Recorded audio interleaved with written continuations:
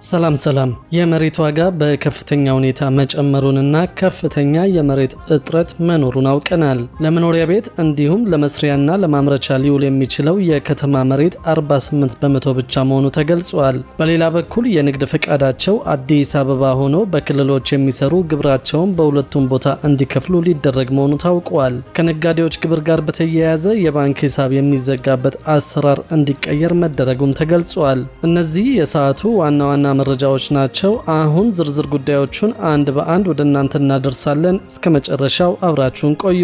የመሬት ዋጋ በከፍተኛ ሁኔታ መጨመሩንና ከፍተኛ የመሬት እጥረት መከሰቱን አውቀናል። ለመኖሪያ ቤት እንዲሁም ለመስሪያና ለማምረቻ ሊውል የሚችለው የከተማ መሬት 48% ብቻ መሆኑ ተገልጿል። ከአዲስ አበባ ከተማ መሬት 52% ለመንገድ፣ ለወንዝ ዳርቻና ለአረንጓዴ ልማት የተያዘ መሆኑ ታውቋል። ለመኖሪያ እንዲሁም ለመስሪያና ለማምረቻ ሊውል የሚችለው የከተማዋ መሬት 48% ብቻ እንደሆነ የከተማ ልማት ባለሙያው አቶ ሲሳይ ዘነበ ተናግረዋል። ፍላጎቱን ከአቅርቦቱ ጋር እንዳይጣጣም ያደረገው አንዱ ምክንያትም ይሄው እንደሆነ ባለሙያው ጠቅሰዋል። በየጊዜው የሚጨምረው የህዝብ ቁጥርና ወደ ከተማዋ የሚደረገው ፍልሰት ነገሩን ከድጡ ወደ ማጡ እንዳደረገውም ነው የተናገሩት። የከተማ አስተዳደሩ ይህንን እጥረት ያለበት ሀብት ለግለሰቦች ከሚያስተላልፍባቸው መንገዶች አንዱ ሊዝ እንደሆነ የጠቀሱት አቶ ሲሳይ የዚህ ክፍያ ግን ከፍተኛ እንደሆነ ገልጸዋል። ይህ ከፍተኛ ክፍያ ደግሞ ግለሰቡ መሬቱ ላይ ገንዘቡን ስለሚጨርስ ለግንባታ የሚተርፈው ነገር እንዳይኖር ያደርጋል ብለዋል። ሆንግ ኮንግና አምስተርዳምን የመሳሰሉ ከተሞችም መሬት በሊዝ ለግለሰቦች እንዲተላለፍ ያደርጋሉ የሚሉት ባለሙያው አሰራሩ ግን ጥብቅ ቁጥጥር ያለበት እንደሆነ ጠቅሰዋል። በሌላ በኩል ከተሞቹ ክፍያ የሚጠይቁት ግንባታው ተከናውኖ አካባቢው ከለማ በኋላ እንደሆነ ነው የተናገሩት። እንደኛ ሀገር ለመሬቱ ሳይሆን የሚያስከፍሉት ለመጣው ልማት ነው ብለዋል። አሁን ባለው ሁኔታ በብዙ አካባቢዎች መሬት ለማግኘት ረዘም ያለ ጊዜ እንደሚጠይቅ የተናገሩት ባለሙያው ይህም ዋጋውን ከፍ የሚያደርግ ሌላኛው ምክንያት እንደሆነ ተናግረዋል። የመሬት ፍላጎት ከአካባቢ ጋርም የተገናኘ እንደሆነ ባለሙያው አቶ ሲሳይ ተናግረዋል። ፒያሳ ላይ ሞል ልገንባ ብሎ መሬት የጠየቀ ባለሀብት ረጲ ላይ ቦታ ቢሰጠው አይቀበልም ነው ያሉት። ለዚህ መፍትሄው የሊዝ ጨረታዎችን አይነት ማብዛት እንደሆነም ጠቁመዋል። 13 በሚሆኑ የኢትዮጵያ ከተሞች ላይ በተደረገ ጥናት የሁሉም ማስተር ፕላን ወደ ጎን መስፋትን ታሳቢ ያደረገ መሆኑን መረጋገጡን አቶ ሲሳይ ጨምረው ገልጸዋል። አዲስ አበባም ከነዚህ ከተሞች መካከል አንዷ ናት ያሉት ባለሙያው ማስፋፊያው ግን አስቀድሞ ታሳቢ ሊያደርጋቸው የሚገቡ ጉዳዮች እንዳሉ አመልክተዋል። በየጊዜው የሚወጡ ሕጎችን እየፈተሹ የማስተካከያ እርምጃ መውሰድ እንደሚገባም አስፈላጊ እንደሆነ አቶ ሲሳይ ተናግረዋል። ከዚህ ጎን ለጎን አምራቾች መንግስት የሚያቀርበው መሬት የሊዝ ዋጋ ከፍተኛ መሆኑ ከስራ እያስወጣቸው እንደሆነ ነው የተናገሩት። የቁጥጥር ማነስ የሊዝ ኪራይ ስርዓቱን ውጤታማ እንዳይሆን ማድረጉንም ገልጸዋል። በኢትዮጵያ የሪል ስቴት ዘርፍ በየጊዜው የሚታየውና ግልጽ የህግ መሰረት የሌለው የሊዝ ዋጋ ጭማሪ በዘርፉ ላይ የተሰማሩ የሀገር ውስጥና የውጭ ሀገር ባለሀብቶችን እያሰጋ መሆኑ ተጠቁመዋል። በተለይም በቅርቡ በመንግስትና በነዋሪዎች መካከል የተፈጠረው የሊዝ ክፍያ ውዝግብ የሀገሪቱን የውል ዋስትናና የመሬት ይዞታ ደህንነትን ጥያቄ ውስጥ እንደከተተው ታውቋል። የህግ ባለሙያዎች እንደሚሉት የሊዝ ውል አንዴ ከተፈረመ በኋላ የመንግስት አካላት በራሳቸው ፍላጎት ዋጋውን ማሻሻላቸው ውል ህግ ነው የሚለውን መሰረታዊ መርህ የሚጥስ ነው ብለዋል። ይህም ባለሀብቶች በረዥም ጊዜ ፕሮጀክቶች ላይ ያላቸውን መተማመን በመቀነስ ወደ ቤቶች ልማት የሚፈሰውን ኢንቨስትመንት ሊያቀዘቅዘው እንደሚችል ተንታኞች ያስጠነቅቃሉ።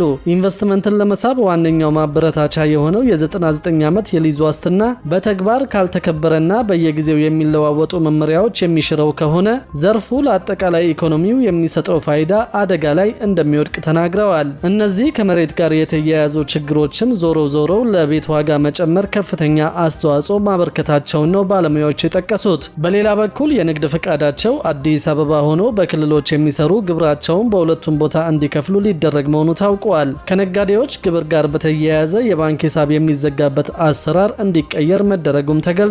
የንግድ ፈቃዳቸውን አዲስ አበባ ከተማ አውጥተው በሌሎች ክልሎች ፋብሪካ ያላቸውና ምርታቸውን አዲስ አበባ አምጥተው የሚሸጡ ግብር ከፋዮች ለከተማ አስተዳደሩና ለክልሎች ግብራቸውን የሚከፍሉበት አሰራር መዘጋጀቱ ተገለጸ። የአዲስ አበባ ከተማ ገቢዎች ቢሮ ኃላፊ አቶ ቢኒያም ምክሩ ህጉ ግብር የሚከፍለው አንድ ነጋዴ ፈቃድ ባወጣበት ሳይሆን ስራውን ሰርቶ ገቢውን ባገኘበት ቦታ መሆን እንደሚገባው ይደነግጋል ሲሉ ገልጸዋል። አንድ የፋብሪካ ባለቤት ፋብሪካው ባለበት ቦታ ምርቱን ካመረተ በኋላ አዲስ አበባ በማምጣት ይሸጣል በማለት ገልጸው ገቢ ተገኘ የሚባለው ምርቱ ከተሸጠበት ጊዜ ጀምሮ እንዳልሆነና የምርት ሂደቱም የገቢ ምንጭ አካል ነው የሚል መሆኑን ጠቁመዋል። ከዚህ ቀደም የፋብሪካ የፋብሪካ ባለቤቶች ለሚያመርቱበት ክልል የሚከፍሉት የሰራተኛ ግብር ብቻ እንደነበር፣ ይህም ክልሉ ባለማሟላት መሰረተ ልማት ያመረተው ምርት አዲስ አበባ አምጥቶ ስለሸጠ ብቻ ግብሩን ሙሉ በሙሉ የከተማ አስተዳደሩ ሊወስድ ይገባል የሚለው ተገቢ እንዳልሆነ አስረድተዋል። ሆኖም ግብር አከፋፈሉን በተመለከተ ምን ያህሉን ክልሉ ምን ያህሉን ደግሞ ለአዲስ አበባ ከተማ አስተዳደር መክፈል አለበት የሚለው ውይይትና ጥናት እንደሚያስፈልገው አስታውቀዋል። በመሆኑም ይህን የመፍታት ኃላፊነት ያለበት የገንዘብ ሚኒስቴር ጥናት ማዘጋጀቱንና የመጀመሪያ ዙር ውይይት መደረጉንና ቀሪው ማጠቃለያ እንደሆነ ተናግረዋል። ከዚህ ቀደም የአዲስ አበባ ከተማ ገቢዎች ቢሮ ጉዳዩን በሚመለከት ማብራሪያ እንዲሰጠው የገንዘብ ሚኒስቴርን በጠየቀው መሰረት ሚኒስቴሩ የንግድ ፍቃድ ካወጡበት ክልል ውጭ የንግድ ስራ የሚያከናውኑ ነጋዴዎች ግብራቸውን መክፈል ያለባቸው የንግድ ስራቸውን በሚያከናውኑበት ቦታ መሆኑን መግለጹ ይታወሳል። ህገ መንግስቱን በማጣቀስ ማብራሪያ የሰጠው ሚኒስቴሩ ታክስ የመጣልና የመሰብሰብ ስልጣን የተሰጠው የንግድ ስራው ለሚከናወንበት ክልል እንጂ የንግድ ስራ ፍቃድ ለወጣበት ክልል እንዳልሆነ አስፍሮም ነበር። ቢሮ ከጉምሩክ ኮሚሽን ጋር በጋራ አለመስራቱ ገቢ እያሳጣ ነው የሚል ጥያቄ የቀረበላቸው የቢሮ ኃላፊ አቶ ቢኒያም ከጉምሩክ ኮሚሽን ጋር የጋራ መድረኮች እንደነበሩና ወደፊትም እንደሚቀጥሉ ውይይቶችን በማድረግ ችግሮቹን ለመፍታት በጋራ እንደሚሰራ ገልጸዋል። የገበያ ጥናትን በሚመለከት የጥናቱ ዓላማ ግብር ከፋዩን ጫና ውስጥ ማስገባት እንዳልሆነ በግዢና በሽያጭ መካከል ያለውን ልውውጥ በተከፈለው ገንዘብ ልክ ደረሰኝ እንዲቆረጥለት ለማድረግ ነው ብለዋል። በዚህም አንድ ግለሰብ በገዛው ዕቃ ልክ ደረሰኝ የማግኘት መብቱን ለማረጋገጥ መሆኑን አስረድተዋል። አሰራሩ ተግባራዊ ሲደረግ ከ2000 እስከ 3000 የዕቃ አይነቶች መጠናታቸውን፣ ነገር ግን በሂደቱ በታዩ ክፍተቶች ምክንያት በተደረገ ማስተካከያ በአሁኑ ወቅት አይነቶቹ 16000 መድረሳቸውን አስታውቀዋል። ሁሉም ግብር ከፋይ ታማኝ ሆኖ በሸጠው ዕቃ ልክ ደረሰኝ የመቁረጥ ባህሉ እስኪዳብር ድረስ የገበያ ጥናት አይቀርም ያሉት ኃላፊው፣ አሁን የሚታዩ ክፍተቶችን ለመፍታት ግን ዕቃዎች ወደ አገር ሲገቡ ጉምሩክ ኮሚሽን የሚያወጣው ዋጋ መሰረት ያደረገ ጥናት ቢካሄድ መፍትሄ ይሆናል የሚለውን ሀሳብ መወሰዱን ገልጸዋል። ከባንክ ሂሳብ መዘጋት ጋር በተያያዘ የሚነሳውን ችግር ለመፍታት ካለፉት ወራት ጀምሮ ውሳኔ መተላለፉን፣ በዚህም በየትኛውም ቅርንጫፍ ጽህፈት ቤት የሚገኝ ሰራተኛና የጽህፈት ቤቱ ኃላፊ የግብር ከፋዩን የባንክ ሂሳብ እንዳያግድ ተደርጓል ብለዋል።